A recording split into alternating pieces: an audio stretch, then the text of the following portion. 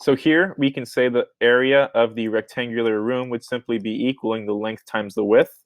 This would be equaling 9.72 meters multiplied by the width of 5.3 meters. Now, our length is our length is accurate to three significant figures, while our width is accurate to two significant figures. So when we're multiplying, we have to round down to the number of significant figures in to the value that has the least amount of significant figures. So in this case, between 3 and 2, of course, 2 is the lower number. So of course, we have to round to two significant figures. We are not accurate enough in order to round to three significant figures, even though we have a value with three significant figures. We have to round down to the value with the least amount of significant figures. And so this is equaling 52 square meters.